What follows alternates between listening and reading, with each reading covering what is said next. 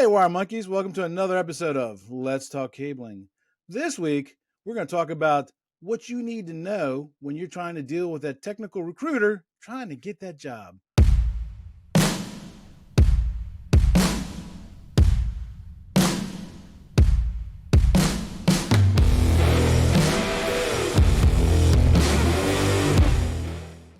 Welcome to the show where we tackle the tough questions submitted by installers, project managers, estimators, area managers, customers, even IT personnel. We are connecting at the human level so that we can connect the world. If you're watching this show on YouTube, would you mind hitting the subscribe button and the bell button to be notified when new content is being produced? If you're listening to us on one of the audio podcast platforms like Apple or Stitcher or Google, would you mind leaving us a 5-star rating?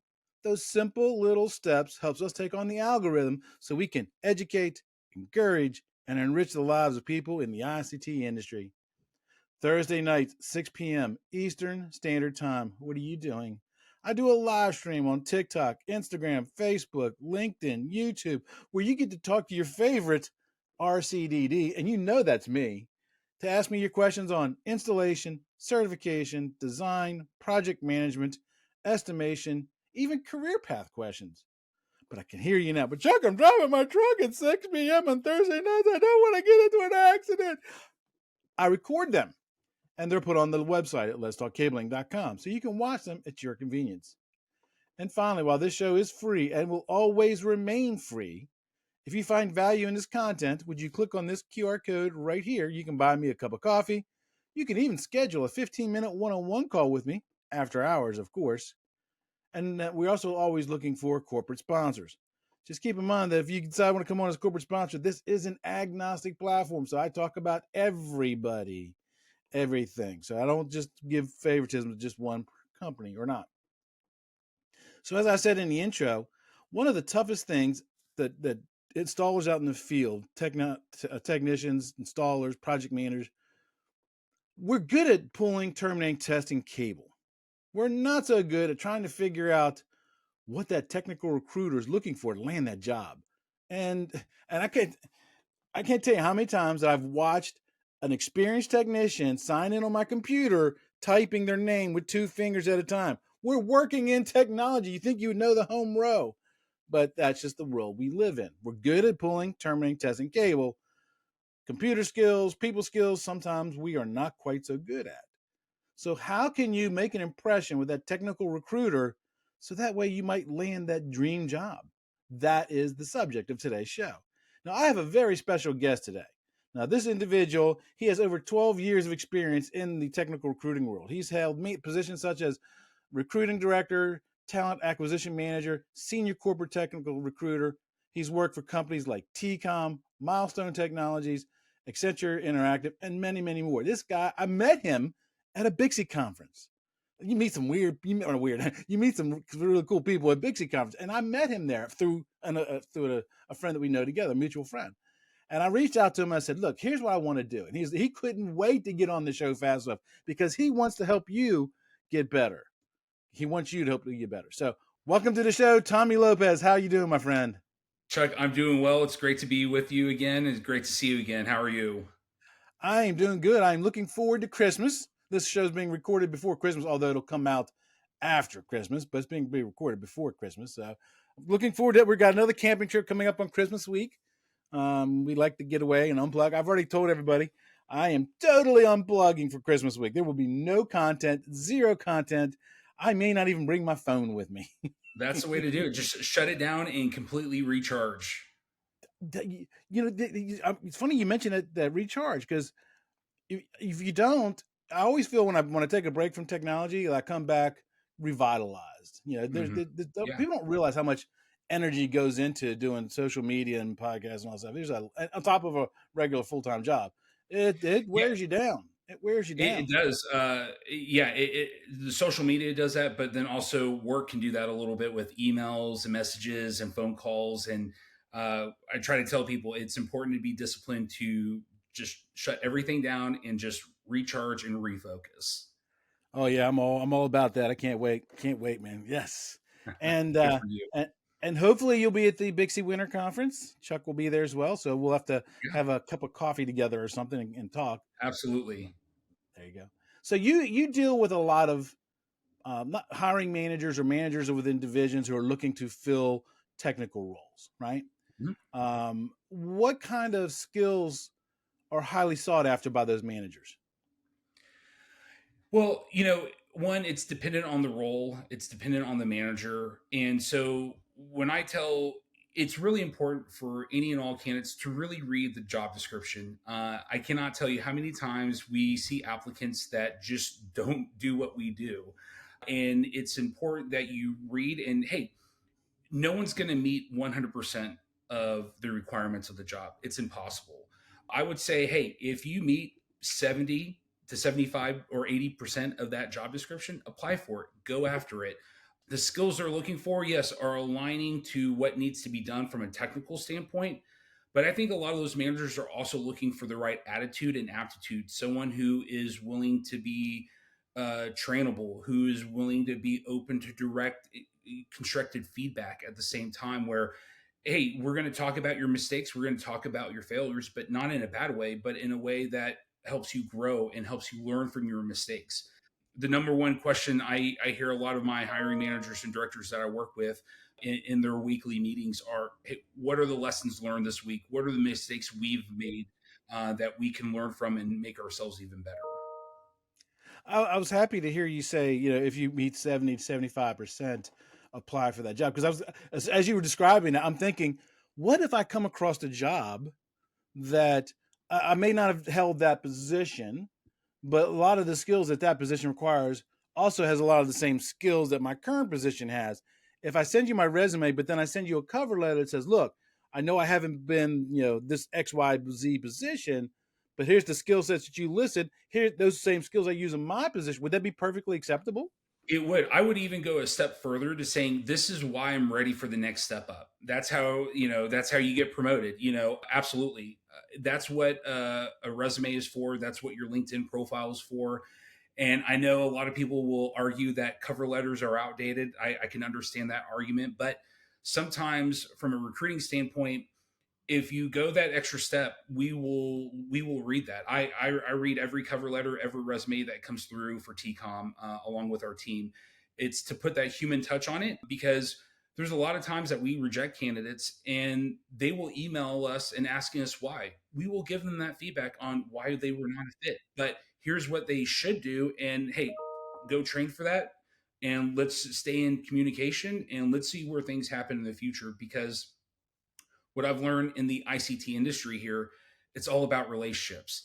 I never make any call, any meeting I have with a candidate, I never make it a transaction.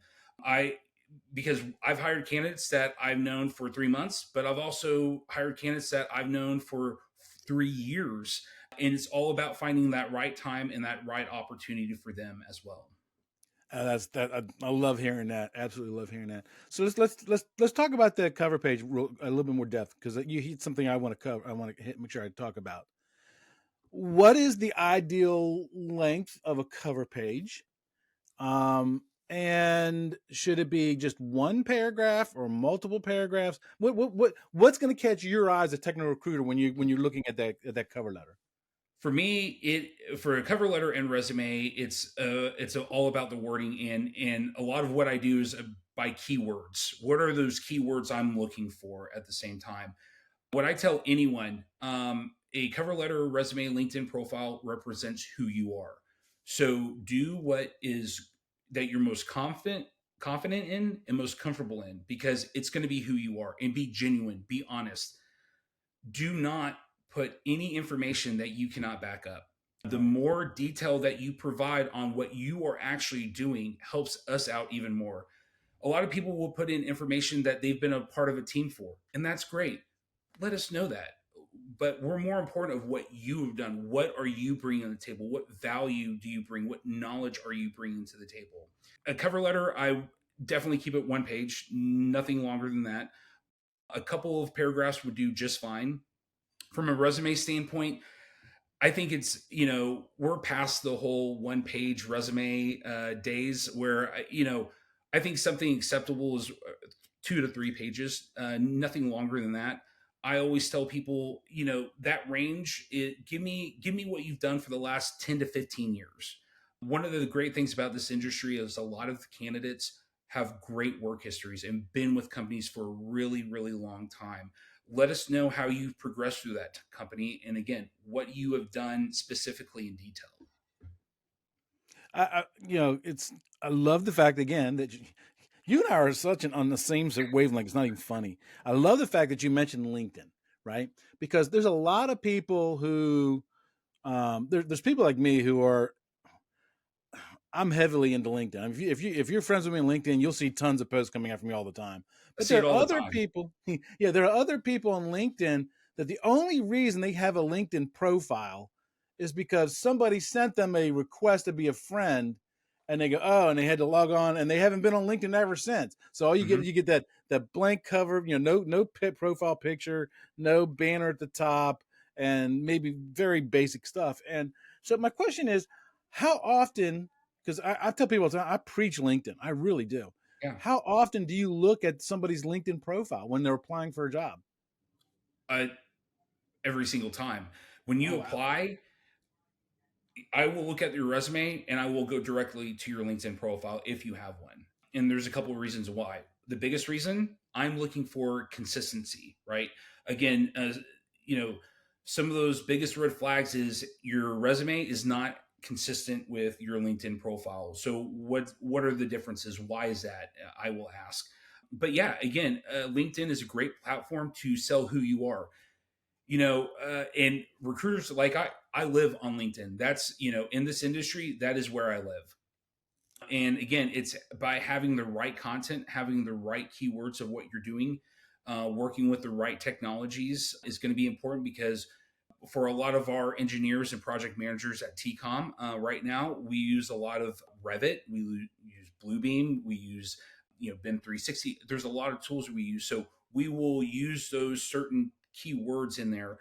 But also, I would say it's a platform to sell who you are. There have been a number of people, like you said, that have just gone on it and they put their profile and a little bit of what they've done in their past.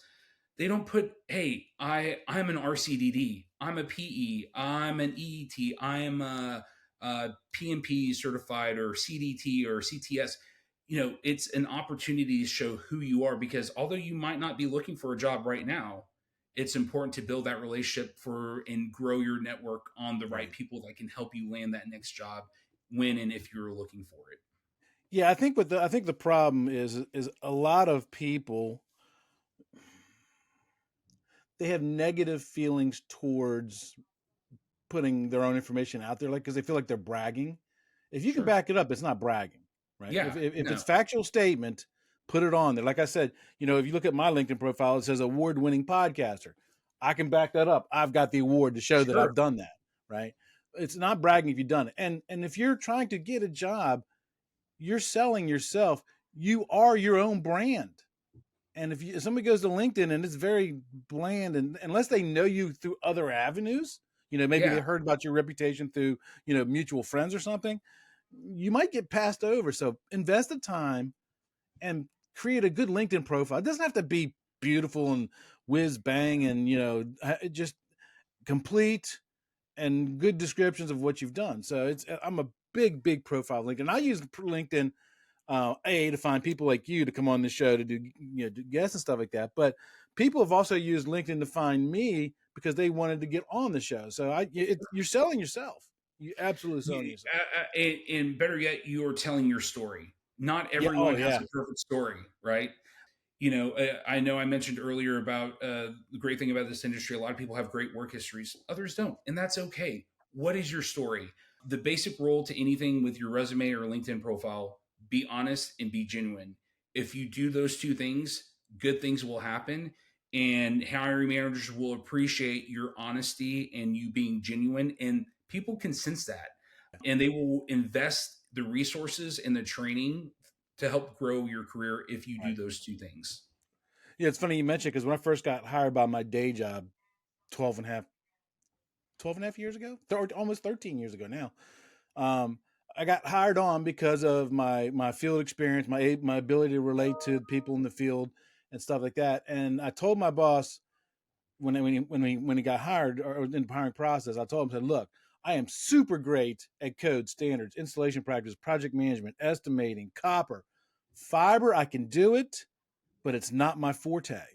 I can, but so I am not I'm not a 10 in fiber. Okay. Sure. I'm high in those other things, but not in fiber. And he goes, you have enough that we can train you to do that. Yeah. So that's about just a lot of people, unfortunately, they'll lie about themselves because they feel they have to get that job. Be honest, straight up, because you'll gain that respect from your hiring man or your potential future boss and the hiring manager, right?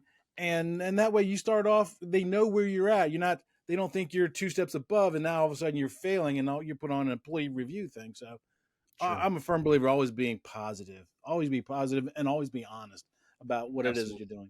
Yeah. So let's talk about mistakes and pitfalls, right? So if somebody's applying for the job, what are some of the most common mistakes and pitfalls they got to watch out for when they're applying for that new job, or maybe even the interview process? Attention to detail, specifically grammar and spelling errors, are still the I'm biggest horrible with that. mistakes. I I'm horrible with that. and My I spelling so sucks. am I. There are still certain words that get me, but with everyone in the tech, like you said, the technology we use, there are so many tools that help you with a spell check, but the attention to detail and specifically grammar and spelling mistakes are the biggest red flags.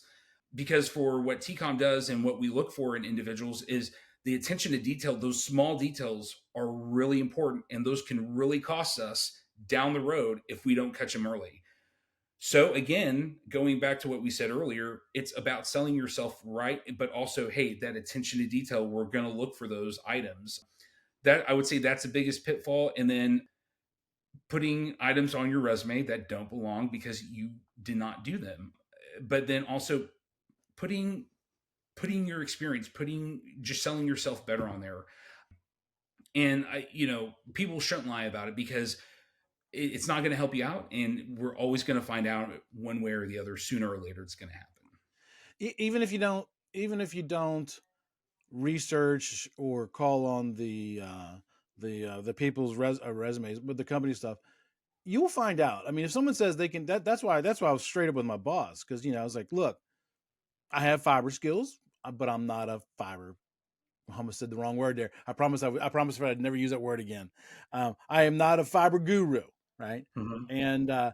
And if they'd have thought I was a fiber guru, if I said I was a fiber guru and they thought I was and hired me, and then they would throw me into a situation where it would become glaringly apparent that I didn't have those skills, Mm-hmm. right? So yeah, I believe that 100%. Great.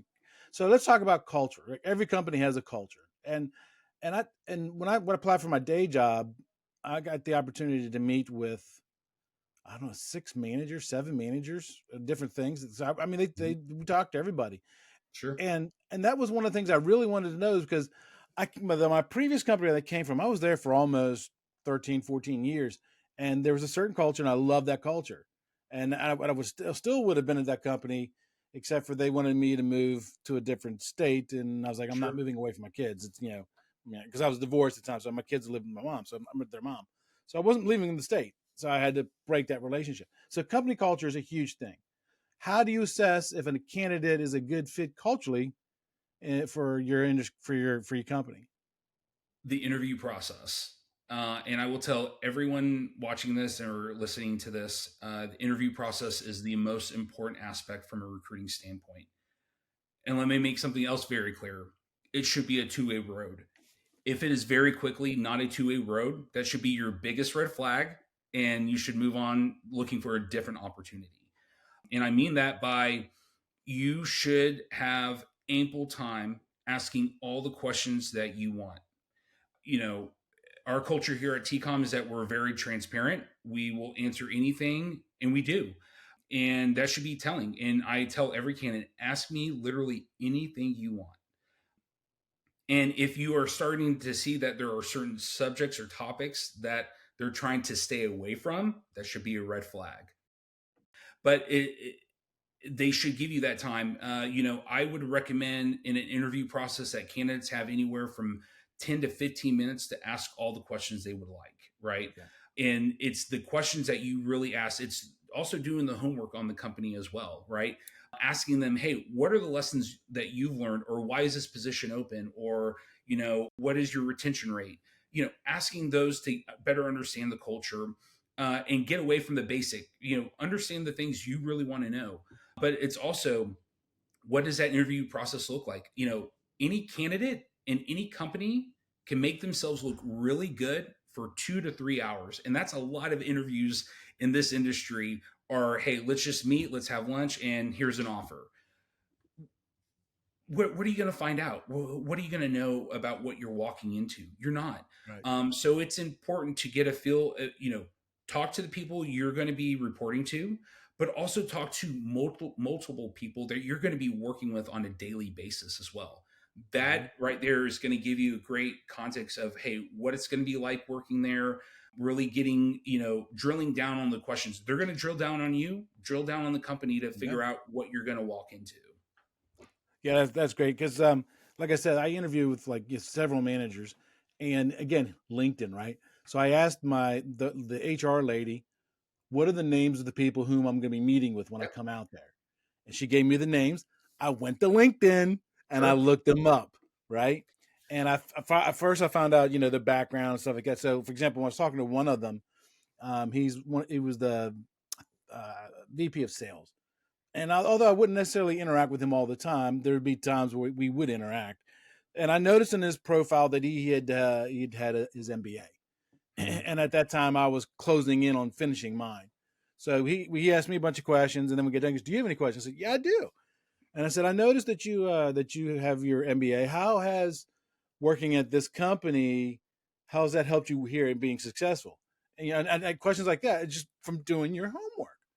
Doing your homework, right? Because it is a call. Because what good's it going to do if you spend all this time and energy to get a job, and you hire on, and you find out it's not a good fit? Mm-hmm.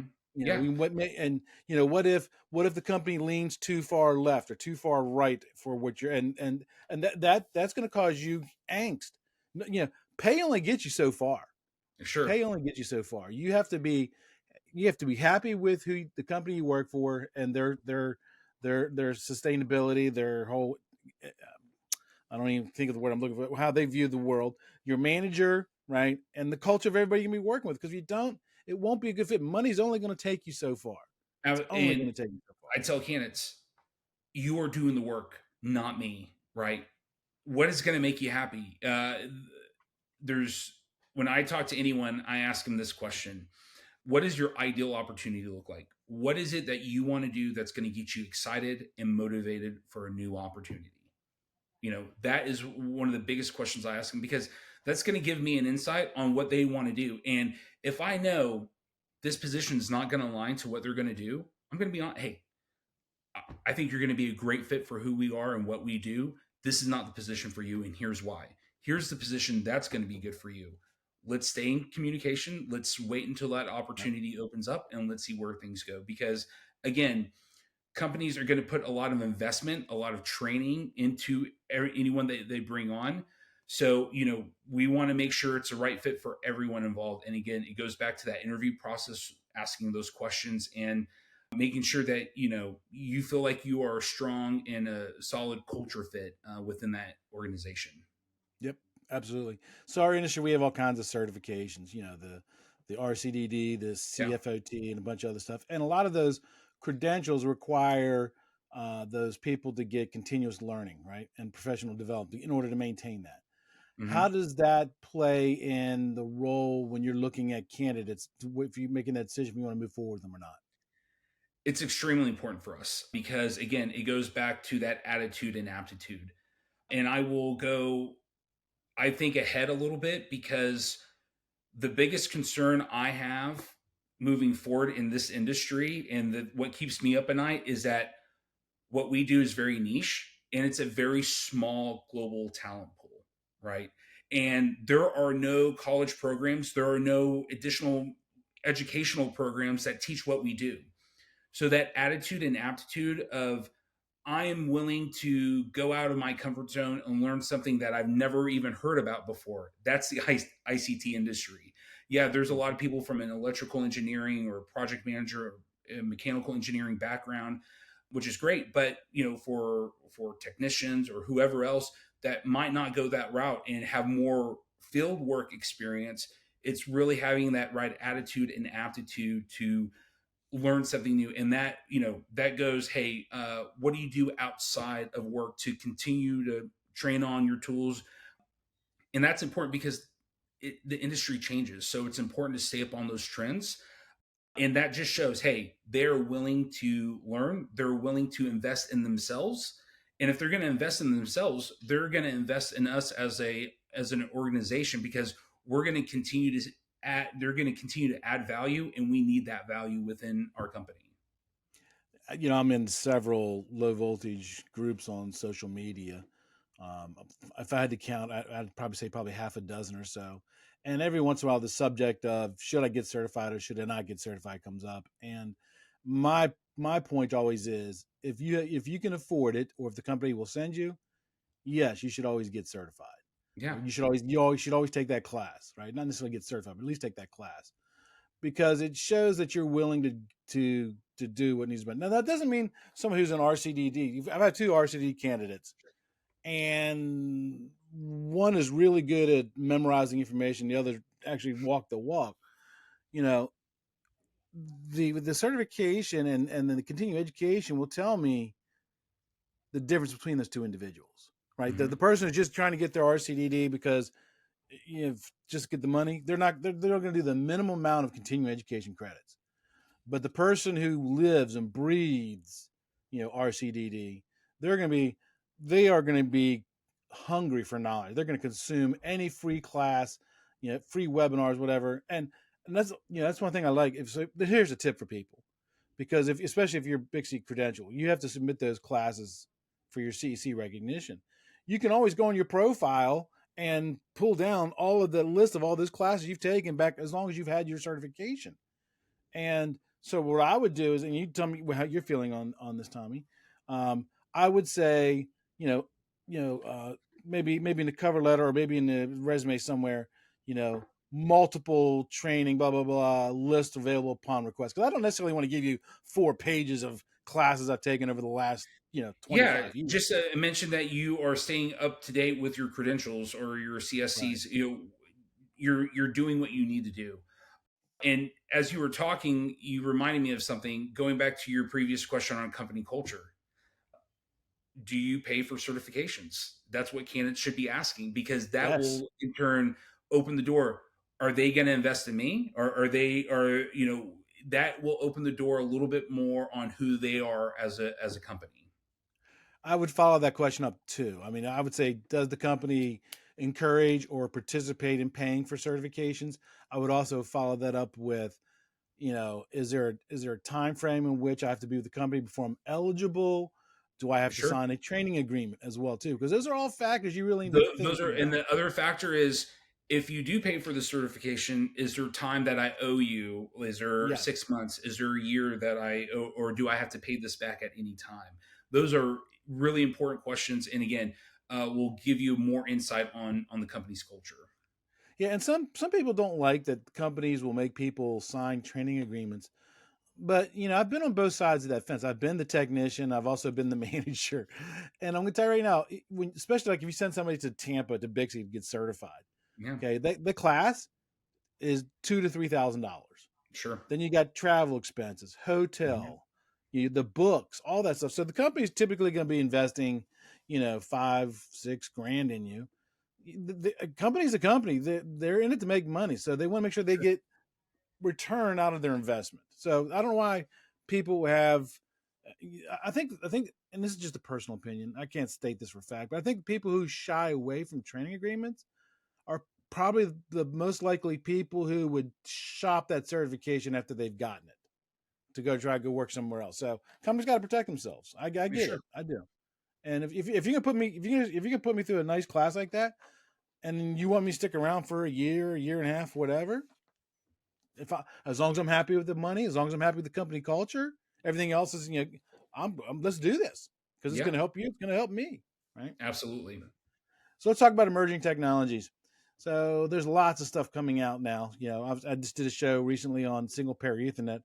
I didn't expect that to blow up like it did. I have people saying, "Oh, fiber's better." Fiber is good, but fiber is not the answer to every problem. Okay, Hmm. you're not going to run a fiber optic cable to that access control device on the door. That just makes no sense whatsoever. So emerging technologies, how important is it as a, if a can how should a candidate how do we word this? How should a candidate focus on emerging technologies, and how should they display that to you as a technical manager, as a technical recruiter? Yeah, one, it's, what are they using on a day to day basis, from a work standpoint, but also kind of what are they reading outside of work? How are they staying up with industry trends, or what are they learning at the Big C conferences as well? Because as I mentioned before, the technology is always evolving. So it's just staying connected, staying up to date on any of those trends, working your network, asking questions as well. All that will come important. I think, again, when you're talking to someone like myself as a technical recruiter, and I will ask you, hey, what do you do outside of work to hone in your skill sets? And hey, I read this magazine, or I watch Chuck's show, every week or every month, whatever it is. I try. It goes back to that continuous learning. How do you continue to challenge yourself? Because all this comes in together. All of it should be very, very consistent. And if you don't see those things consistent from a recruiting standpoint, or an interview process, or more importantly, a candidate experience process, those should be telling signs. But to go back to your question, it's just show us what you're learning, right? Show us, hey, I haven't had an opportunity to work with this technology, but I want to work with this, and here's why. As a company, are you working with this, or how do you stay up to date with changes going on in our industry from a technical standpoint? For TEECOM and us being consultants, it's our job to understand what those changes are, but what's coming ahead as well. So that's something that we love to stay involved in. With us as a firm, we have about 30 RCDDs right now. So it's great that there's a lot of information they get, and they are able to share with us as an organization as well. If you ever get a candidate that says that they listen to the Let's Talk Cabling podcast, you're gonna have to tell me that. I You're gonna will have to. tell you that. Hopefully, when I see you at the Big C conference, I'll have someone that says that. That'll be so cool, because I don't do this for the money. I don't do this for the glory of the recognition. I do this to make the people better in this industry, because our industry is not good at teaching people. I mean, there are classes stuff, but I'm talking about mentoring people, taking people under the Sure. wings and stuff like that. So TCOM is international, correct? Yeah. So TCOM, we are a global company, but better yet, we are a fully remote company as well. So we have a team of about 160 people here in the US, but also we have a team in the UK as well. What advice would you have for someone who currently they're working out of an office, but they want to get a remote job, or maybe want to work internationally? What advice would you give them? From what I've learned here, the biggest lesson learned that I've had working remotely is working asynchronously, and really focusing on your written communication with a lot of the instant messaging tools, because you can no longer walk down the hallway and go talk to someone, right? But also understanding there's pros and cons to both. Myself, I've been working remotely and at home for 8 years. So when the pandemic hit, nothing changed for me. Right. A lot of people experience loneliness a little bit, right? Or they're not able to see their team every once in a while. That's a con, but also a pro to it is it provides you flexibility. If I need to go pick up my kids from school, or I need to take them to the doctor, I can go do that. Mm-hmm. I tell candidates, with us being a remote firm, if you're an early riser, get your work done. Hey, you like to sleep in and you're a night owl, then get your work done.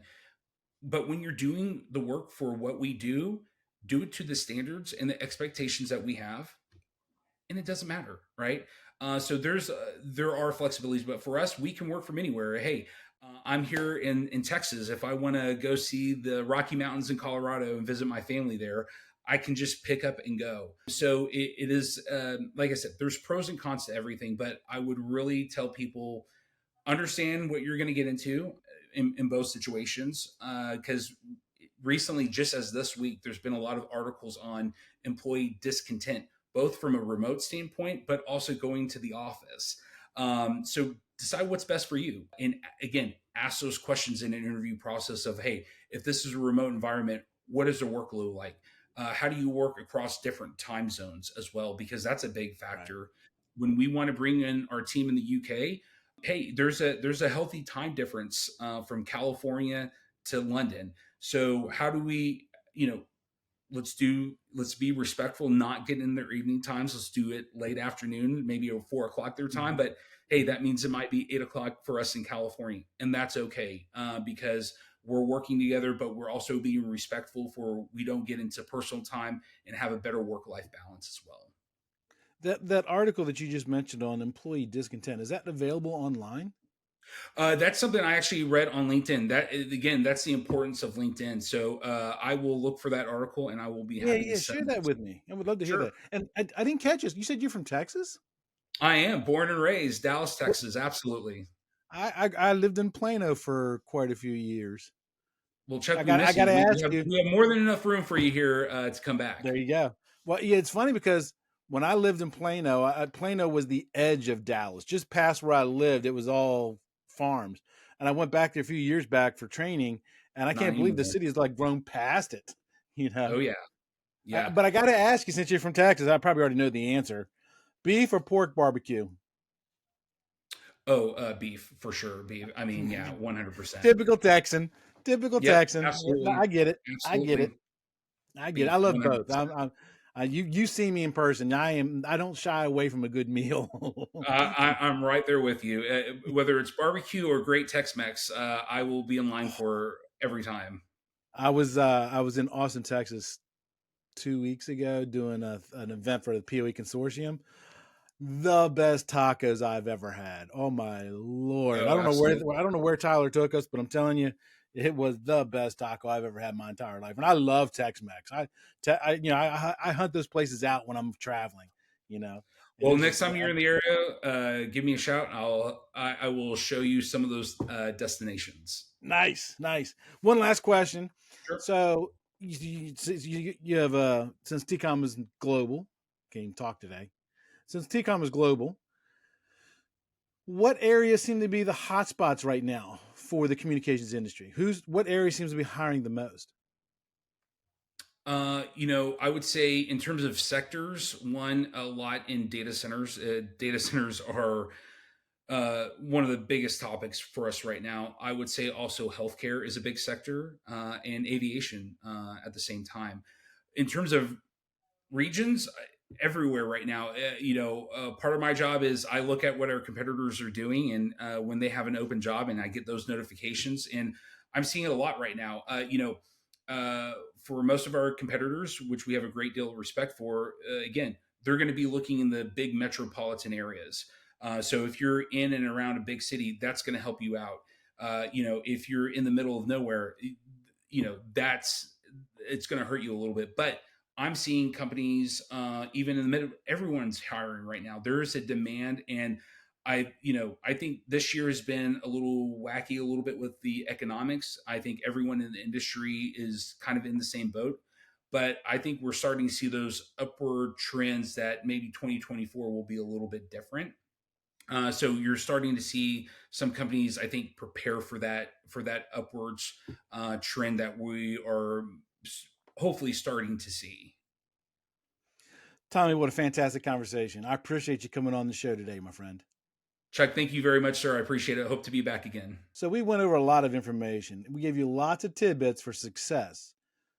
Do better than Chuck.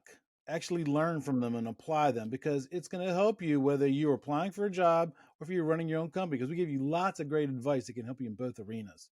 Until next time, knowledge is power. That's it for this episode of today's podcast. We hope you were able to learn something. Make sure to subscribe so you don't miss out on future content. Also, leave a rating so we can help even more people learn about telecommunications. Until next time, be safe.